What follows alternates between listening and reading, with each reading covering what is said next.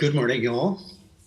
Uh, my biography, which you can read at more length, but I'll say something about it now as to why I'm talking about what I'm talking about. Well, different from most of you in the room, uh, I've never been a coordinator. Citizen Advocacy Program. I've only was just very briefly a board member, and that was over 30 years ago. Okay.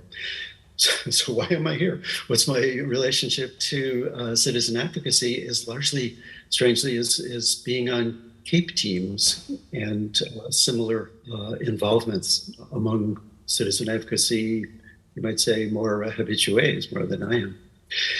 CAPE team leader a few times, just 4 times, and CAPE team member another maybe 4 times, I guess, over the years, over the past 40 plus years. The first time was 1981. I was a team member at an evaluation in Syracuse, which is, of course, where Dr. Wolfensberger was. And my first time as a team leader, I have to slip in here, was 2001. I was a team leader of a CAPE team, and that was also in Syracuse. And the reason that's significant in my memory is that it was one of the tougher assignments I've ever had, and doing mostly staff training for 40 plus years has been my job. Was to offer feedback to the Syracuse program and its staff and its board. And Dr. Wolfensberger was in the room to hear my presentation of an hour and a quarter of our feedback to the Citizen Advocacy Program, which kind of made me a bit nerve-wracking, that here was literally the author, the originator, the authority. And here I was pretending to tell people what is citizen advocacy and how to do it well. It worked out okay. I wasn't fired. So that's where I'm coming in to talk about CAPE. Now, it's not unusual. I've come to the whole conference thus far, and at least every presenter that I've heard has spoken about CAPE, sometimes quite a lot, really. So that, for instance, in a small way, the presentation yesterday that Jenny and Heather did, talking about the functions of boards, that one of the questions at the end was somebody asking, what is CAPE?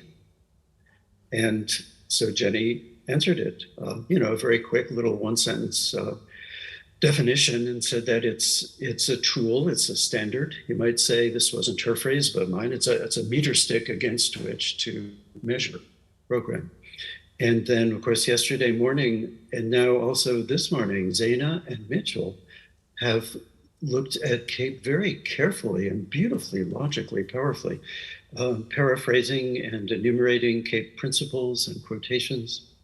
And then yesterday, at the very end of the day, Barbara spoke about CAPE as not just a standard, but the standard that really embodies the principles and the practices, and that it could be ignored or finessed only at our peril. So CAPE, going back to principles, is something that's been here throughout. And so, yes, that's what CAPE is. It's a tool, it's a standard. It's a book with 36 ratings, but those ratings, especially the biggest and broadest and deepest of them, are looking at principles. They define what is citizen advocacy. And that's obvious then. What would be the use of it is that the program that has invited a CAPE assessment would be hearing external assessment, right? They'd be hearing how are we doing? How do we align? And in what ways might we be misaligned, even entirely unintentionally? And so that's mostly what CAPE is and what it's for. It's for providing critique, feedback, recommendations. Right? But CAPE is for one other thing too, because CAPE is also a team experience. So there's a CAPE team. That's a CAPE team from the year 2018, not so long ago, in Adelaide. And so Jen and Kane and Jenny and Jack, that's me with a beard, and Carlos, we were part of a CAPE team. There's one other CAPE team member, and she's not there. That's Bonnie from Massachusetts. And Bonnie took the photograph. That's why she's not in the picture. And what's that in the background? Oh, that little fine writing, right? Well, it's actually pretty big writing on wallpaper on the wall, written on an easel pad and then taped up behind us. And that was how we kept track of our deliberations, our conciliation, as it's called, that as the team thinks out loud together about what did we see compared with the standard. And we're invited by Rosie and her board for an evaluation. And so we sure do hope that it was useful to the folks in Adelaide at CASA, right? But what I'm going to focus on now is actually a little bit different and maybe not so obvious if you haven't had the experience, and that is the usefulness of CAPE for the CAPE team, for those people that you see there who look like they're arms around each other having such a good time there. And so what is CAPE for? Well, it's for the inviting program. And CAPE is for the team. A highly effective and very intensive and detailed and deep level learning experience for team members. Perhaps sometimes maybe turn out to be even more useful to the team than to the agency which receives the report. So a team, what do you mean? What is that? How does it work? Well, typically it would be between 6 or 7 or 8 people. That was only 6. And they would have a variety of backgrounds. We'll come back to that. The team would get together for typically 6 or 6.5 days. Whoa, now that's a big production, isn't it? Very time intensive, very labor intensive. And that's true. And so there's not going to be, I don't think, a CA program that's going to invite a CAPE assessment every year. It would be an awful lot of work because it's a lot of work for the team because they're working those 6 days, including 6 evenings, 10, 11, even midnight in the evening. But it's also a lot of work for the agent, for the program that, has invited the assessment. And so what does it entail for all those days? The first 3 days, roughly speaking, this would be typical. The first 3 days would be visiting, interviewing, long interviews with the program coordinator, especially. Okay. But also other program staff, also board members. And so the team of 6 or 8 people would split up into pairs. Each pair would typically be an old hand at CA paired with somebody who's quite newer. And they would visit other people involved in the program, especially, of course, they would be meeting in person. This I don't think would be worth doing online at all. Meeting in person with advocates, with, I think, probably always at least 20, sometimes 25 or 30 advocates, sometimes with their protege. That's up to the advocate. Right? And so lots and lots of splitting up and visiting.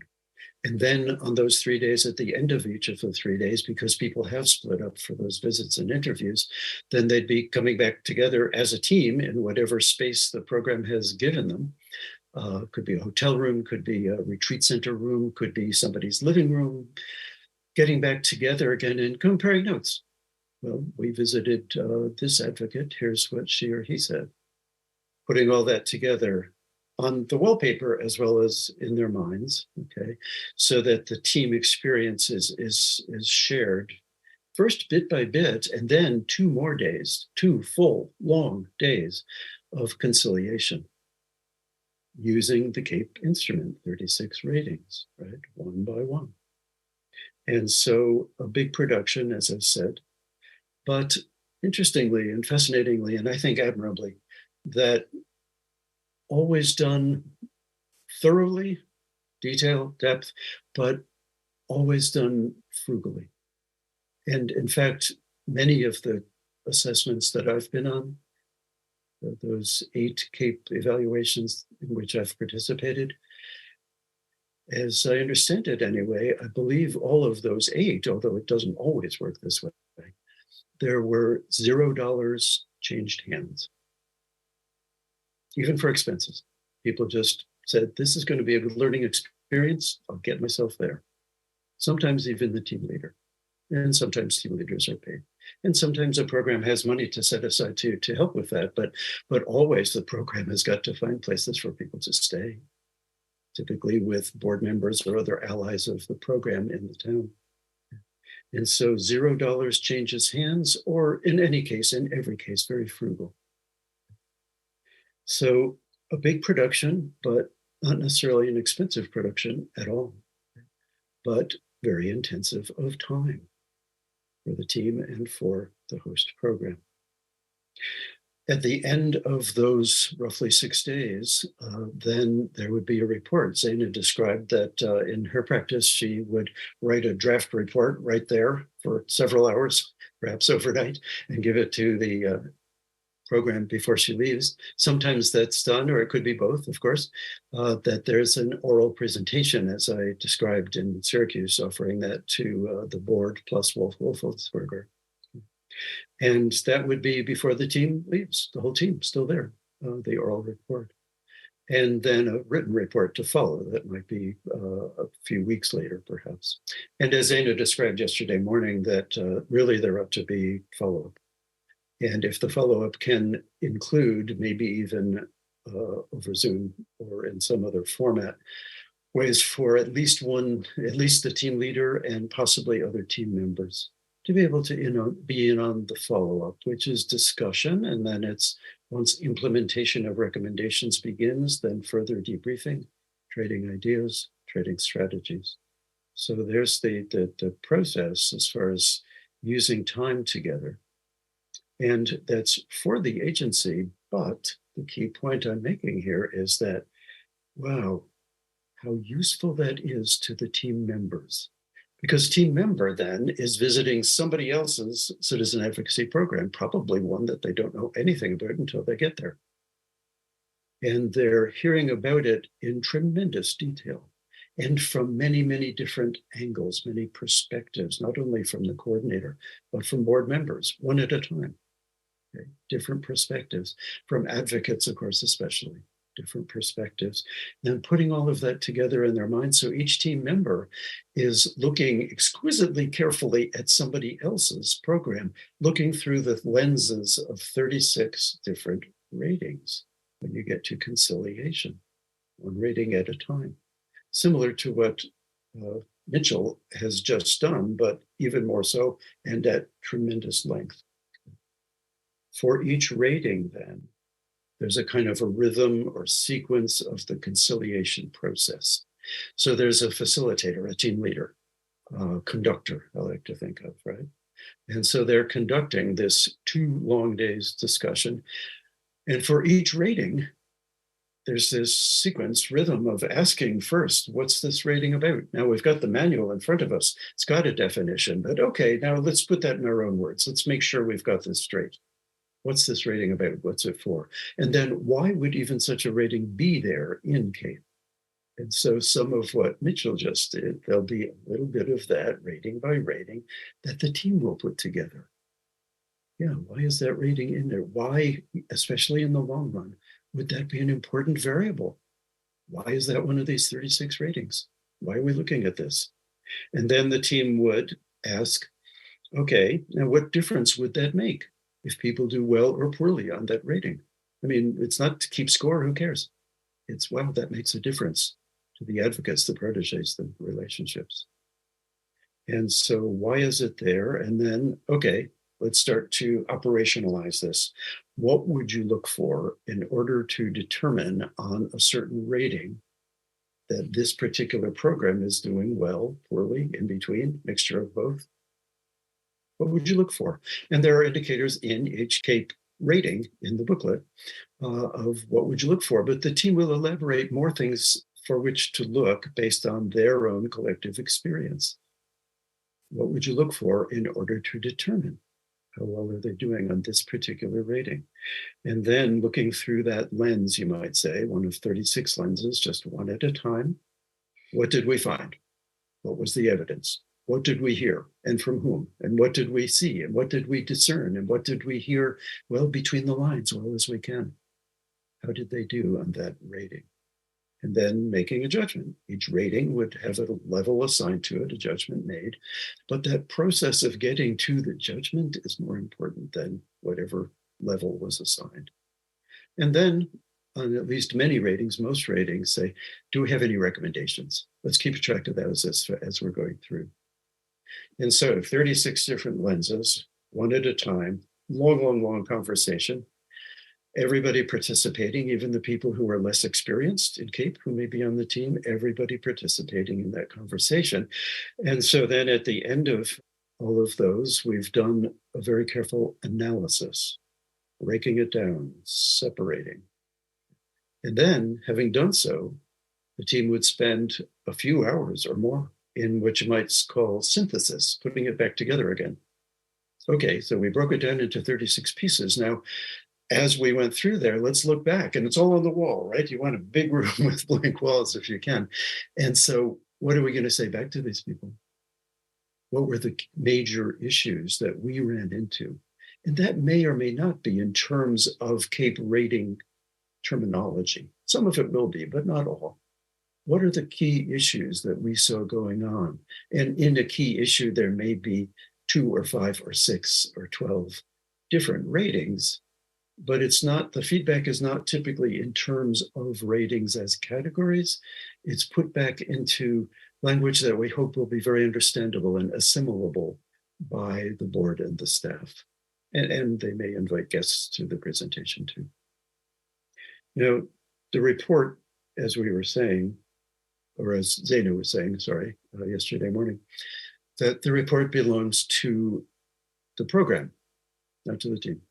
The team is just there to serve. They're there together for 6 or 7 days.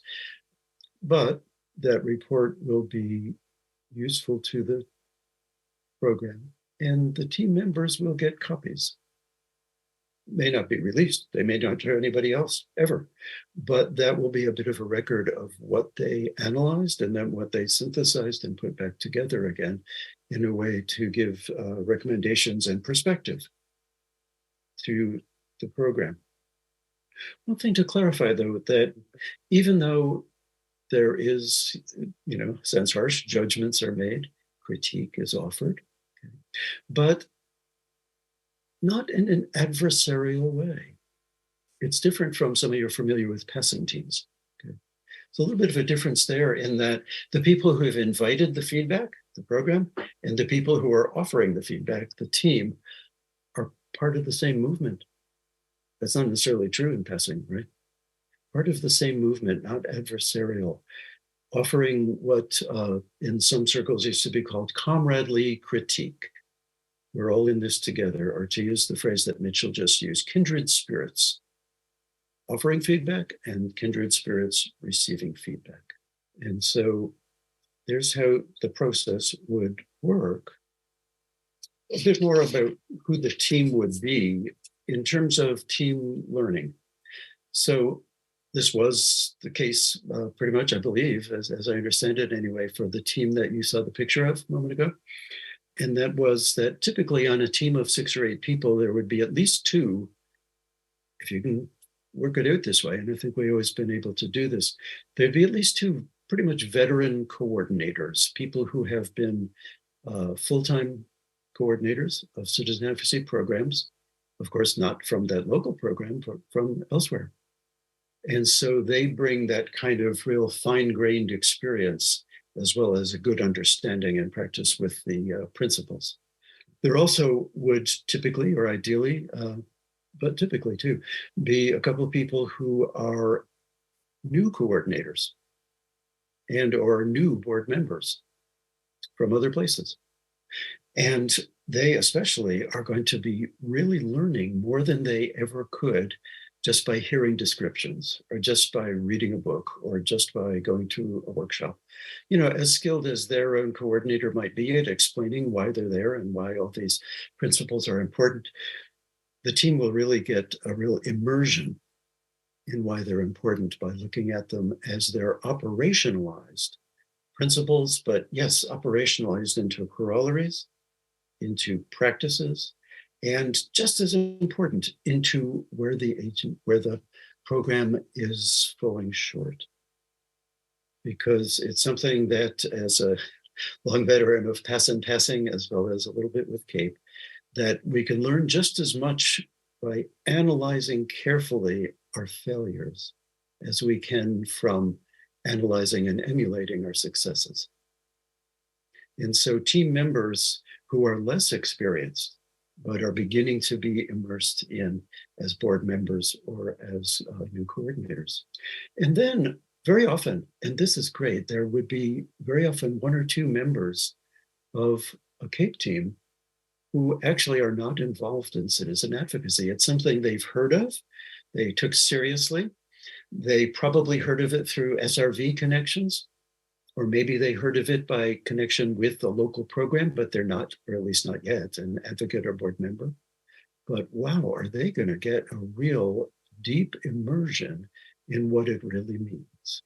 And not just what it really means in the CAPE, right? And not really just what it means in the structure, as Mitchell showed us so admirably, but what does it mean in people's lives? And so team should always have a variety of where are people coming from. Okay? And so we've got Jen and Jenny, we're both real veterans, have been involved with citizen advocacy as coordinators and or board members for many years. And then Jack, the conductor, well, was in a kind of a odd position that he'd been involved only as an evaluator and as kind of a friend of the program and offering lots of, dozens of times training to citizen advocates in a program near where he is, Jack. And a relatively new board member, Carlos, from Victoria. And then the taller guy with the winter cap on there is Kane Morgan from Queensland, I think. And Kane was somebody who had no involvement at that time yet anyway with citizen advocacy, just peripherally. But he had heard a lot about it. He took seriously what he had heard, and he wanted to learn more. And was a very sharp guy and a terrific team member. A variety of levels of experience as people were coming to join the team. And so, and that's why I like that picture. So it shows you that we were working seriously, all those words in back of us. And we had about 40 pages of those, not just the 12 pages you see in this slide. Okay, working seriously, a serious bunch here, but I hope it also shows. And we have to give an awful lot of credit to Rosie, who was our principal host, who invited this little band of people together to evaluate the program for which she was coordinator. That we also really enjoyed one another's company, enjoyed working hard together, enjoyed even staying a few days later and visiting with some of the local folks from the program. Yeah. This is not an adversarial relationship. And so the reason I'm doing this whole presentation, really, I guess you could say, is, and I'm so sorry not to be there with you. Reason for doing it, though, is to encourage you all. And I try when I have some contact here and now and then with folks in North America and those, precious few programs that remain from the over 100 that have fallen by the wayside, and to encourage people. And it's a specific rating in CAPE, is links to other aspects, other places in the citizen advocacy movement, okay?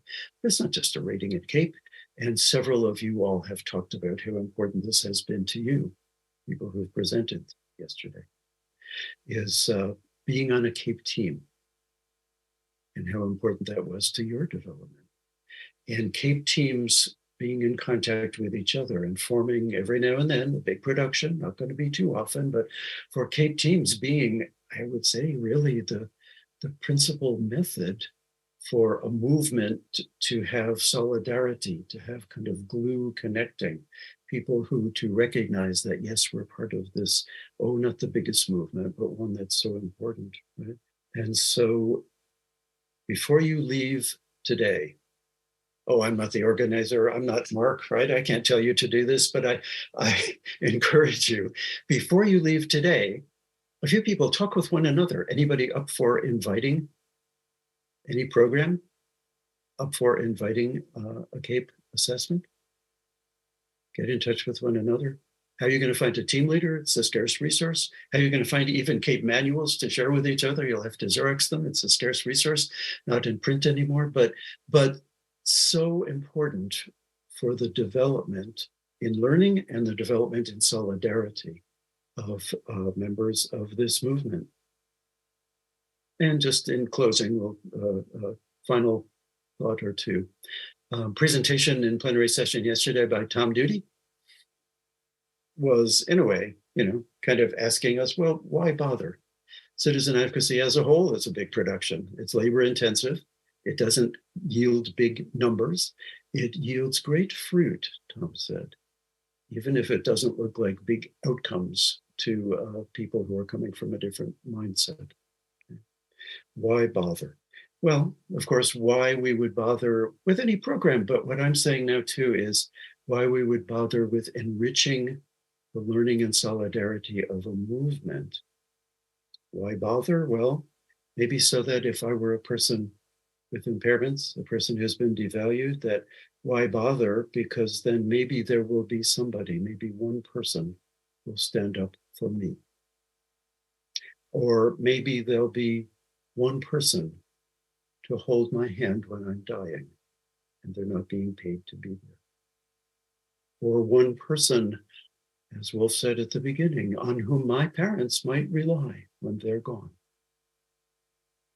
Or one person who may even save my life, and that's heaven. So that's why we bother, but that's why we bother together. Thanks.